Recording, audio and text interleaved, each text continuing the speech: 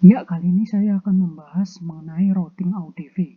Routing AUDV adalah salah satu jenis routing pada suatu sensor network di mana AUDV ini termasuk protokol reaktif. Protokol reaktif adalah protokol yang akan membuat jalur ketika diminta. Jadi pada AUDV terdiri dari dua mode discovery dan mode maintenance. Mode discovery digunakan untuk membuat suatu jalur baru ketika jalur lama itu tidak ada. Sedangkan route maintenance digunakan untuk memperbaiki atau mengecek suatu jalur yang sudah ada. Oke, jadi bagaimana sih AUDV dapat melakukan pembuatan jalur atau melakukan maintenance?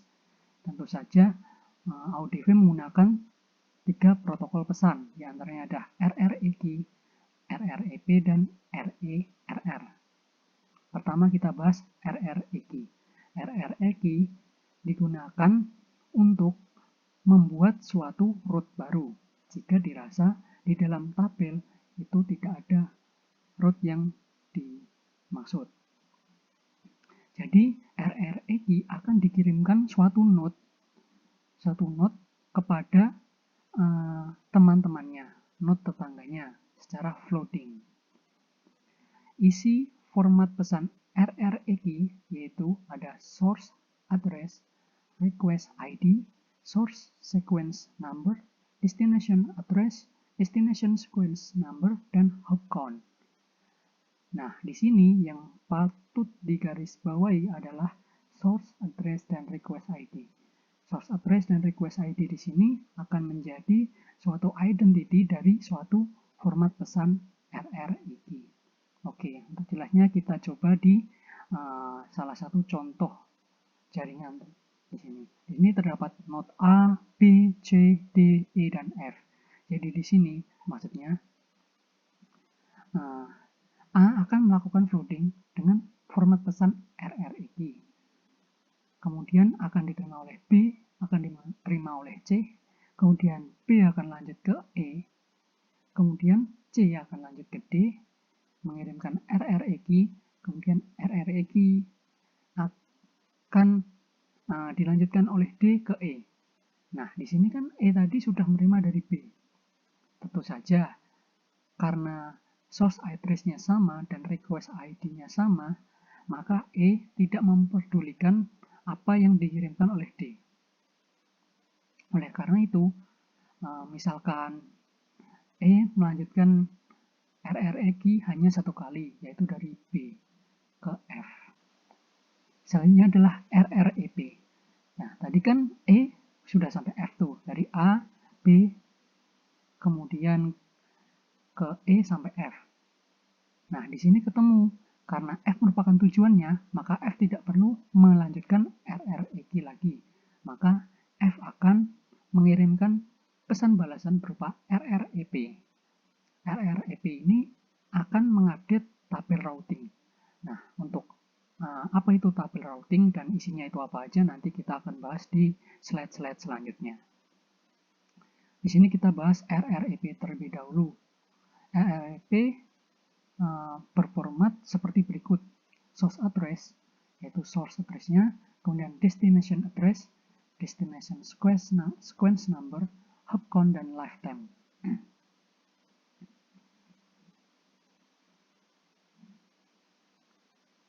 Kemudian RRER. RRER ini adalah salah satu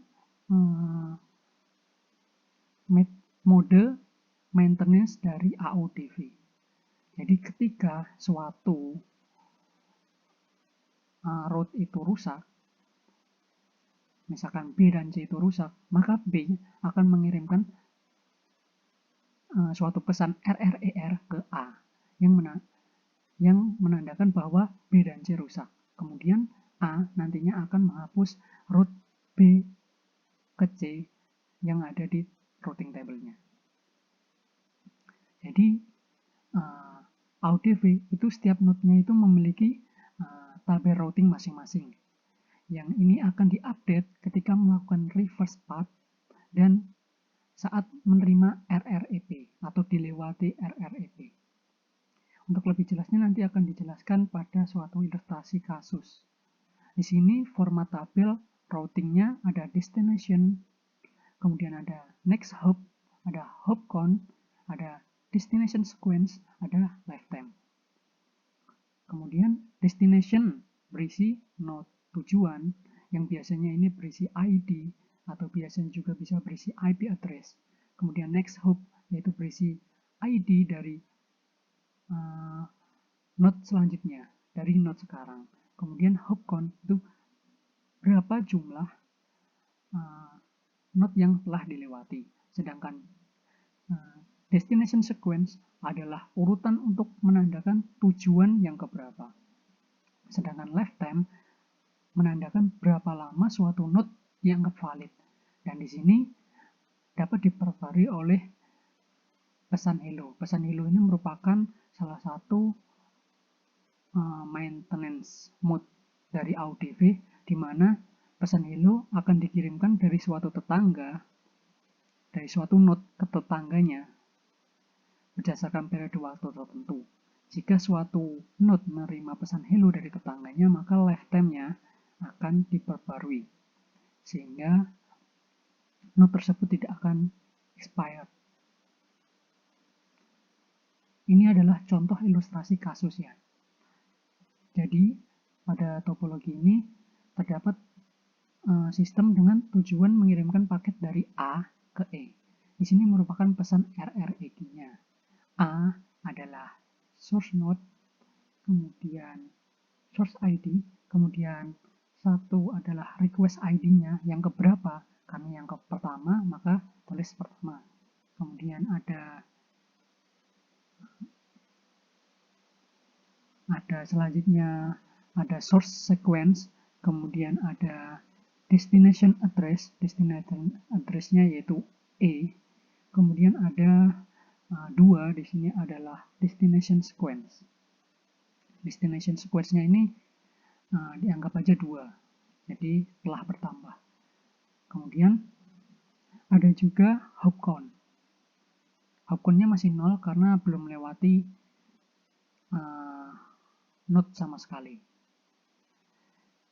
Pada destination sequence-nya dianggap 2 agar lebih mudah membedakan dengan request ID maupun source sequence. Oke. Nah, kemudian akan dikirimkan ke B. Di flooding karena A mempunyai tetangga B, maka dikirimkan ke B.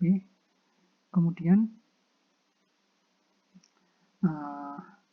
pada routing table di B, maka akan diperbarui dengan cara reverse path. Reverse path yaitu destination-nya itu tadi kan reverse. Itu ke siapa? Ke A. Next hop-nya apa? A. Kemudian hop count-nya berapa? 1. Dan destination sequence-nya adalah 1.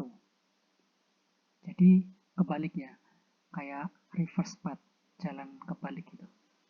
Kemudian B akan flooding ke tetangga-tetangganya yaitu C dan D. Kemudian C akan memperbarui tabel routingnya yaitu destination-nya apa? A. Karena terbalik seperti ini. Dan next hop dari C adalah B, merupakan hop count kedua, 1, 2, dan destination sequence-nya adalah 1, karena source sequence-nya adalah 1. Kemudian D juga sama, memperbarui routing table-nya, destination-nya adalah A karena reverse path, kemudian next hop-nya adalah B, kemudian hop count-nya adalah 2, dan destination sequence-nya adalah 1. Kemudian dia akan mengirimkan ke E. E akan menerima dan memperbarui routing table-nya secara reverse path. Kemudian jalur hijau menandakan bahwa E akan membalas pesan dengan RREP. RRP di mana formatnya adalah source address, destination address, kemudian ada destination sequence dan hop count. Di sini sebenarnya ada lifetime, tapi di sini tidak diikutkan terlebih dahulu. Dan akan dikirimkan ke D secara reverse path berdasarkan reverse path yang sudah dibuat yang ada di routing table tadi. Kemudian akan memperbarui D, di mana ini bersifat forward path. Di sini destination adalah E, next hop-nya adalah E, dan hop count-nya adalah 1, sedangkan D-sequence-nya adalah 2, karena destination sequence-nya adalah 2. Lanjut ke B, diupdate, kemudian ke A. Nah, di sini nanti akan terbentuk suatu rute. Jadi misalkan A ingin mengirim ke E, maka dia akan mengirim ke next hop B. Ketika next hop B ingin mengirim ke E, maka dia akan memilih D. Jika D, dia akan memilih next hop E, maka akan sampai ke tujuan.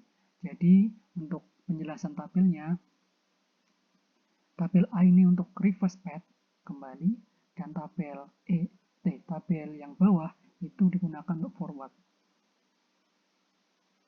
Jadi fitur khusus AUDV. Jadi AUDV akan memperbarui rutenya jika saja rutenya rusak atau expired. Dalam memperbaiki route yang rusak, disitulah kegunaan dari destination sequence. Jadi ini pentingnya destination sequence. Misalkan antara B dan D itu rusak, maka B akan mengirimkan RERR kepada A, kemudian A akan menghapus dari D tadi, routing B dan D. Kemudian A akan mengirimkan atau membuat suatu jalur baru dengan mengirimkan RRET ke floating ke tetangga-tetangganya. Karena B tidak bisa mengirim, karena putus, maka B akan tidak bisa melanjutkan ke D. Oleh karena itu A akan mengirim ke C akan mengirim ke D. Untuk itu, D sebenarnya ada dua pilihan, yaitu jalur yang tadi dengan jalur C sekarang, dengan nilai next hop yang sama. Untuk itu, dengan adanya destination sequence, yaitu destination sequence-nya lebih besar atau lebih besar. Misal, yang tadi B adalah destination sequence-nya 100. Pada jalur C yang baru ini destination sequence-nya adalah jadi 101. Tadi 100, sekarang 101. Maka D akan membuat jalur baru lagi dengan urutan A, C, dan D. Kemudian dia akan meneruskan ke E, sehingga menjadilah suatu jalur baru di mana urutan sekarang adalah A, E, D, dan E. Terus di tabel routing tadi ada lifetime. Lifetime itu untuk memberikan waktu kapan suatu rute itu valid. Terus keunggulan AODV apa sih? Scalability-nya lebih leluasa dan juga bersifat reaktif, jadi lebih fleksibel. Nah, sudah dilakukan simulasi pada NS3, yaitu diambil dari salah satu example di NS3 tentang AODV. Di sini ada salah satu listing yang sorotan, yaitu ada size di sini untuk melambangkan node. Di sini juga ada NS3 outputannya, yaitu berupa tabel. Tabelnya routing table yang didapat adalah sebagai berikut.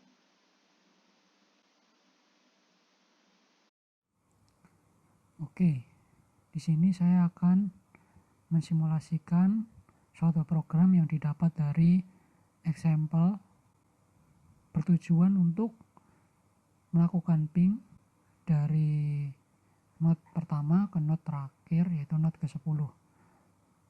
Luaran dari program ini berupa routing table dan juga simulasi yang disimulasikan oleh NetAnim. Dilakukan run terlebih dahulu. Nah, di sini dapat dilihat bahwa node pertama melakukan ping sebanyak 10 kali, di mana yang diterima adalah 20. Seperti yang sudah dijelaskan dalam teori, terdapat destinasi, gateway, ini merupakan node intermediate atau perantara, kemudian ada interface, node saat ini, kemudian flag, kemudian ada expired, ini berupa lifetime, expirednya dalam 2,9 detik dan lain seperti itu. Kemudian ada jumlah hop yang dilewati. Seperti diketahui, karena ini node pertama, untuk melewati destinasi ke node kedua itu melewati satu node atau melewati satu hop. Kemudian selanjutnya kita melakukan simulasi di NetAnim. Pertama kita buka